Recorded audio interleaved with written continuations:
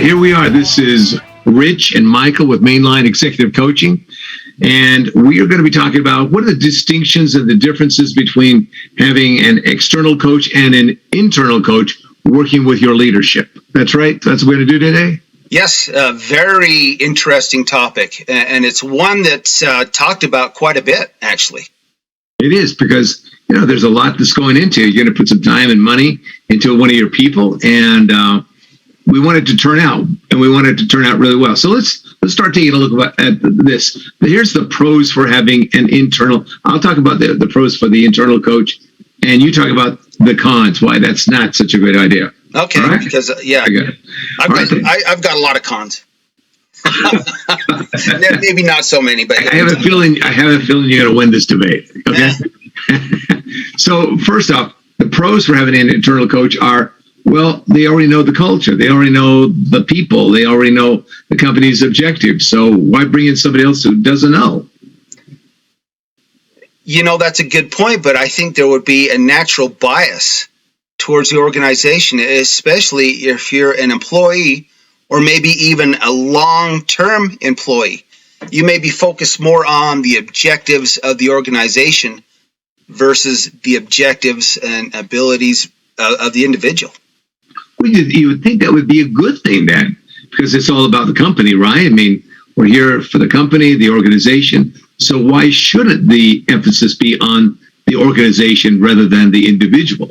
Because it's, the organization is something that comes together as a whole from the leadership down.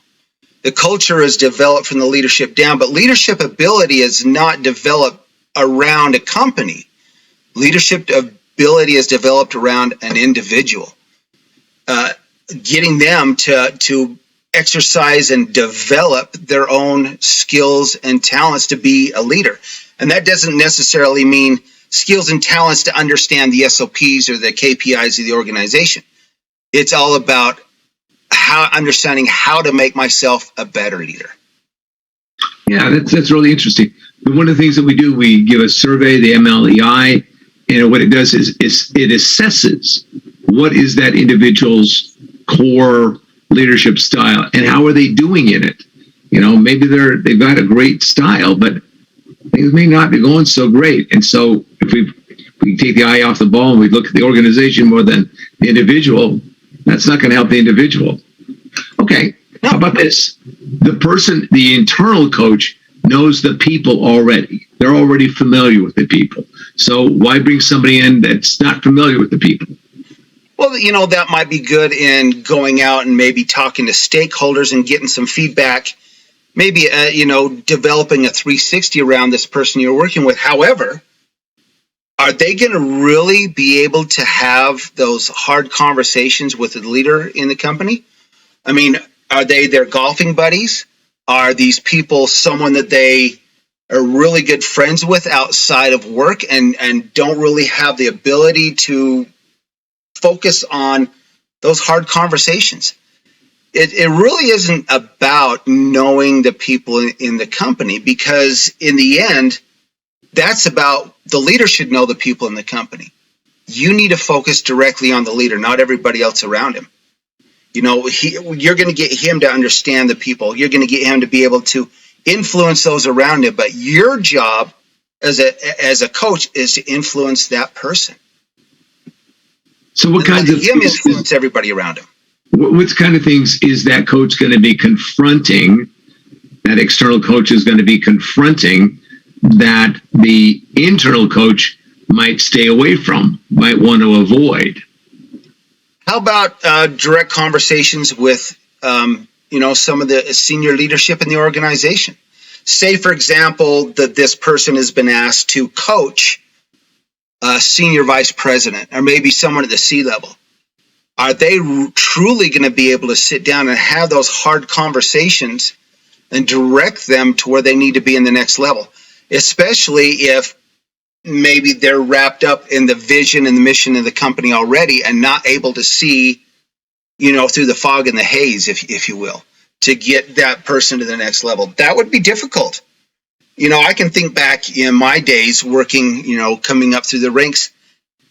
meeting sometimes those people, the C level, and to have those difficult conversations with them would not have been easy at that point. And if you wanted to keep your job. Absolutely. Yeah. You're right. What if you said something that they were like, you're out of here. There's no way I'm going to listen to you. But an executive coach from the outside has the ability to have those hard conversations. I was talking to an individual just yesterday who worked for a guy who was a real driver, just a real driver, to the point of almost like going over the edge. Just one of those people that unfortunately wants the results, but doesn't necessarily how he gets the results, right? Right. And so he can burn through a lot of people. He can be very hard on people and so forth. And those kind of guys can be at that level. It doesn't matter whether they are right or not. They are always right. Yeah. They're always right. And if you've got to be that internal coach working with somebody, that guy's always going to win. And that's always going against the person that you're attempting to, bring out their best leadership skills. So it becomes very, very tricky, very difficult. That's right. That's right. It does. And that brings up a good point, is some of these things that you talk about as a coach can become not just direction, but maybe in some cases a negotiation. And can you truly negotiate with somebody like that when you work for them? Then, they're the ones signing your paycheck? It's hard. No, you can't. It's really, it's impossible. It would probably be impossible, especially if this guy's burning through people and doesn't care who's got in a position. He's just throwing meat on the floor. Yeah. And then that leads to other problems. Well, okay, how about this? The internal coach already understands the standard operating procedures. They already understand the how things get done. There's the things about how you get things done, but then there's really how you get things done in the organization. The external coach doesn't have any idea what that's all about. What about that? Let me separate the two for you. Standard operating procedures, KPIs, the internal knowledge and sometimes the tribal knowledge of the company, that becomes this individual's job function. That's different than being a leader. They come together, as a manager, but as a leader, it's not about the SOPs. It's not about the KPIs. It's not about the tribal knowledge in the organization. It's about that person individually, because really it comes from the inner core. The inner core is who you are that makes you a leader. It's trying to find out who that inner core is. It drives those outer core things that help with those SOPs, that, the communication, the team leadership, name it. But that all comes from the inner core. Now, is an internal coach really going to come to this guy and focus on his internal, core and trying to get him to that next level? Let's say, for example, that this internal coach came from, say, the quality department, or from he's previously a manufacturing engineer within that organization, and he's brought to be a coach, not necessarily because he has the skills and talents to be there, but because he applied for the position and he might have been the best one qualified in the company, but that doesn't necessarily make him qualified to be an internal coach. He knows the SOPs. He knows the KPIs, which is absolutely vital for the leader to know those, but that is not what makes them a leader. A leader comes from the inner core, from who you are, from developing that passion and that core purpose, if you will. That comes from someone who is trained, who's been there, done that, and has the ability to see through the fog and haze of the internal workings of an organization. That's a really good way of talking about it, Rich. So most of us look at this outer core stuff in terms of behavior and results. What you're also talking about here with good executive leadership coaching is what's the thing that goes on the inside? What's that passion? How does that person really work? You get that right, then the rest of this stuff starts to grow and develop in a very solid, sustainable way. That's what they're really talking about. Absolutely. It's unlocking that potential. And that doesn't necessarily mean unlocking the ability to read an SOP. That's a good distinction. Yeah. That's well said. Okay, well, let's go take a look on the other side of the thing. Pros and cons for an external coach. So again, we talked a little bit about they don't know the organization's objectives and so on and so forth. We discussed that. Is there anything else that you'd want to talk about in terms of why the external coach would be better? Absolutely. There's a lot of pros and cons, perhaps, about an external coach. But I think there's more pros for an external coach because you're dealing with somebody who actually has not only the talent and the training and the skills, but the actual experience. Most executive coaches you work with have had years of hands-on executive leadership experience, has been through all these things. Let's say, for an example, like maybe a transportation coach. Let's do that. A coach that's used for transportation. And they have, they're designed to convey a person from one metaphorical station to another. That's what an executive coach from the outside is. Taking that person, moving them to the other. And they have that skills. They have the external experience as a leadership. You don't really need to have the internal, the SOPs and understanding the internal works of that company. But having that true life experience, I've gone through this. I've done this. This is what will make you successful. So what you're saying is, what I'm understanding you say, there are those skills that leaders have, right? They've got talent. They've got certain things that they're able to bring to it, years of experience and training and so on. So they have a toolbox of stuff they do, plus what it is that they bring. That is not the same as somebody who is an executive coach. That's different. An executive coach has a different toolbox, has a different background, has different skills and experiences. Is that what you're saying? Yes, intelligent and emotional leadership skills. That's incredibly important, and that's a vast distinction between someone that really has worked their way up through a company to be able to call themselves an internal coach or leadership coach versus someone who is really trained, certified, and with the experience to do it. I think it was you telling me this. I think it was you that was saying that the best coaches in baseball weren't necessarily the best players. Exactly. That's true. Most of the coaches that you see in baseball, I mean, they've come up, they've played baseball, and let's just say any sport, okay? They were great athletes, but they weren't necessarily the superstars. They weren't the superstars. They were the ones that were really working hard as an individual, and you may or may not even heard their name that many times, but they were very important to the success of that team. Versus someone who maybe is a superstar or really, lights, shining down on their name, whatever. But it really is true. The best coaches are not truly the best athletes. Yeah, it's a different kind of a breed. It really is. Same focus, but just from different perspectives to bring out what the best is. Right. Okay, let's just hit one more here, and that's this one. That is, if I've got my internal person doing this, it's really not going to cost me more money.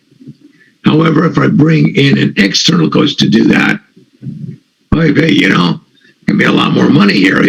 How do I justify that? What's really and truly the ROI on bringing this outside person in? Well, let's break that down a little bit. It's interesting you say ROI. When there's a return on investment, and all the studies show, study after study after study, Harvard Review, Inc. Incorporated, a lot of these that show that their average return on investment, the average ROI on external leadership coaching is 7 times. 7 times on executive coaching. Now, that can be broken down a lot of different ways. However, on the internal coach, you're already paying this guy a wage. You can't say, well, there's going to be a return on investment here because, let's face it, some of these internal coaches might be making very good 6-figure salaries.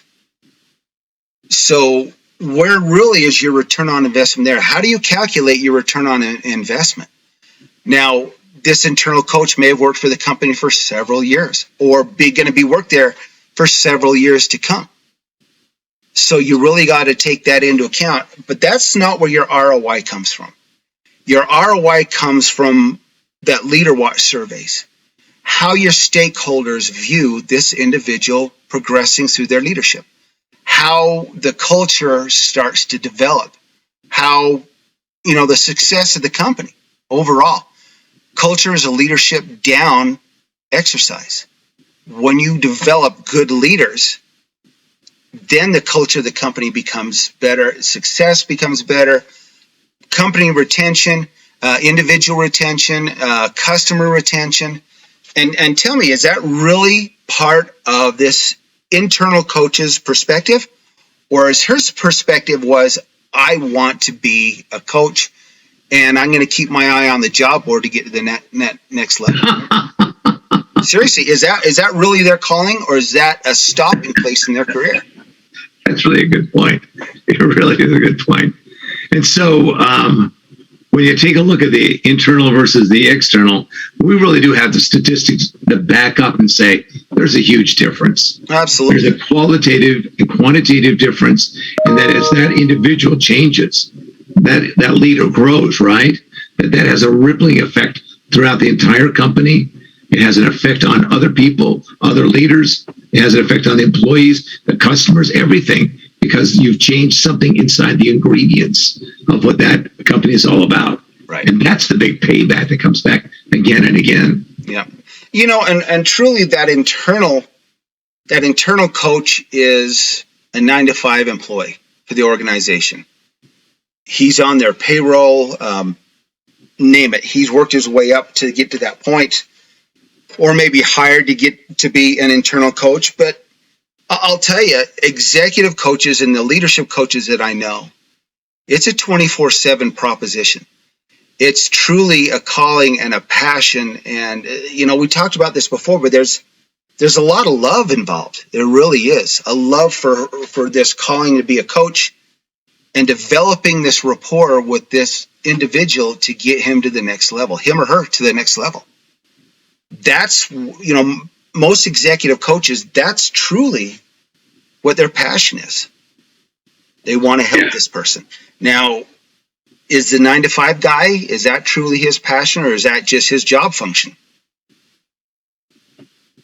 And those internal coaches, just to be clear about that, they have a place in the organization that they can help people. Right. We're talking about executive coaching, right, which is a different animal. It really is a different animal.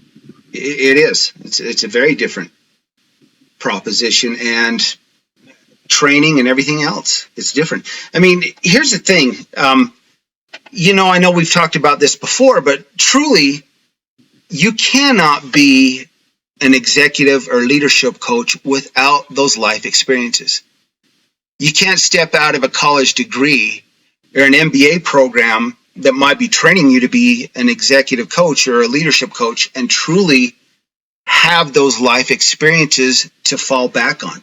You got the book work, you've got all the tests you've taken, you've got everything else, but that really does not qualify you to be an executive coach. Now, this is my own opinion, but most of the executive coaches I know have several years of executive leadership, hands-on experience, and has been through all this before. Knows how to get through it. Knows how to get you to the next level.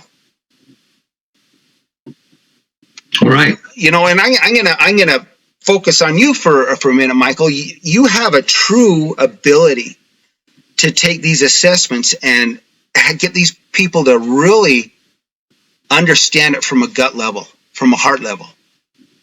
This is really where you're at now versus just someone taking these assessments and reading them back to them and saying, well, it says here, this is what you are. But you got to have that experience, that calling, if you will, and that gift. It's a gift to really get people to that next level and truly understand. And you've got that gift. You're great at that. Well, thank you. That's very kind of you. It's a simple principle. if you want to know, if you want to know where to get to, where you want to go, you got to know where you're starting out. And that's one of the great things about the assessments that we do. We have data. We have hard data that we can look at. And as we watch the leader grow and change, they're going to be, this data starts to change, and the stakeholders start feeding into that. So there's this group of people, interestingly enough, that are working, whether they realize it or not, to help this leader become the best they can through data and changes in behavior and just getting to know who they fundamentally are. I'm telling you, that's the biggest thing in the world. Who are you fundamentally? Not be afraid of that, but embrace it and be courageous about going ahead with that. Right. You know, and an internal coach, they've known you for a while, maybe, perhaps. You know, you've worked in different teams with them, possibly, and they're going to see you from the outside. They're going to see what your communication skills are like. They're going to see what your critical thinking skills are like, or your team leadership skills. You know, let's name it. They're not going to see who you truly are on the inside. And that's what these initial assessments are designed to do. Get to that inner core. Let's look at that inner core, and then we're going to branch out. Now, an outside coach doesn't know all these outside things. They haven't seen you truly at work yet. But that's why they're going to come in and they're going to focus. Let's start at point A, which is the inner core. Let's start there. You know, law number 20 of the 50 laws that John Mattone has come up with absolutely hits it on the head. Prescription without diagnosis is malpractice. It truly is. So if you're looking at this person already and saying, well, you know, his communication skills are bad, you know, why don't you go read this book and your communication skills will improve, and that, you know, we've done a great job and I can report to my superiors we've really done a great coaching session here. It really isn't the point. That's not the case. You know, it's you're missing everything before that would help you get to that next level. It's not about a book. It's not about a PowerPoint. It's not about, you know, a pamphlet or a handout. This is how you improve your skills. Yeah. It's about who you are as a person. That's exactly right. It's not about the skill. It's about what's inside of you that connects with that skill, that releases that potential and actualizes it. Exactly. It's a completely different deal. You know, and I'm not saying that all internal coaches are bad. I'm sure there's a lot of internal coaches that are phenomenal coaches. You know, I'm sure they're out there, but I truly feel, and not only that, you know, studies prove it. External coaching is far more effective than internal coaching. Great. All right. Well, thanks for being on this today, folks. We appreciate it. They want to get a hold of us. Rich, how do they get a hold of us? Yes. Mainline Leaders ACT at gmail.com. Mainline Leaders Act at gmail.com. Drop us a note. Tell us what you want to hear. Or richbarron.intelligentleadershipec.com. That's intelligentleadershipec.com. And you can go on there and get a hold of us there. And don't forget to subscribe. Subscribe to this podcast. This is going to be an ongoing thing, and we're going to talk about a lot of stuff, and would love to have some input from all of you. I agree. All right. Till next time, folks. All the best to you. So once again, thank you for joining us today. If you have a topic you'd like to hear about on a future podcast, or have suggestions or comments or a question, send us an email at mainlineleadersact@gmail.com. That's mainlineleadersact@gmail.com. Or go to richbarron.intelligentleadershipec.com. Once again, we hope to hear from you soon. Thank you and take care.